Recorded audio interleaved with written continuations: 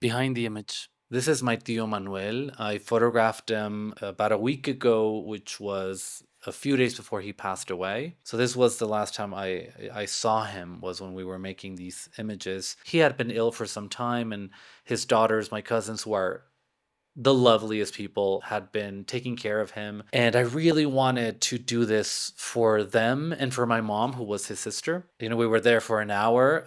My uncle was mostly bedridden, but he could be in a wheelchair for a certain amount of time. I took my portable studio and I set it up in their living room. Once he was ready and had a little bit of energy, they brought him over and I got to make some images of just him by himself. And then, of course, images with each of his daughters individually and then all together. I can't describe how special it was to be able to do that and just to be there and witness it. I also photographed him with my mom. She's always been kind of like the rock of her siblings, and she was very present during these last few months of his life. I considered whether or not to tell this story because I have photographed other people who are in their last few days or weeks of their life. I've been asked to do that before, and it's a very intimate, powerful thing. But at the end, in this case, it had this beautiful feel to it. I was really grateful that I was able to visit in time to make the images, and they ended up using one of the images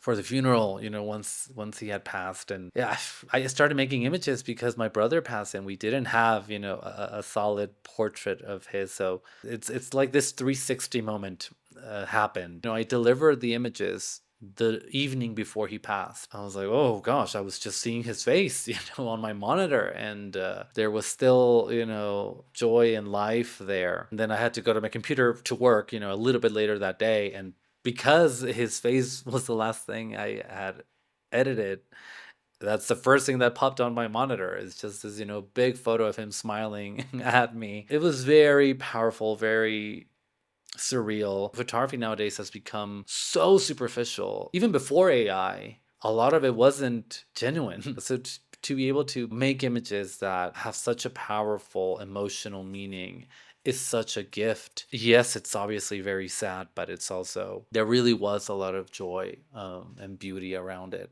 For my tech people, I used a 35 millimeter lens for all of the images, and I used two lights for this setup. I wanted to use a fill light because I didn't want it to feel too dramatic. I've said this before, but I mean it. Photograph your loved ones.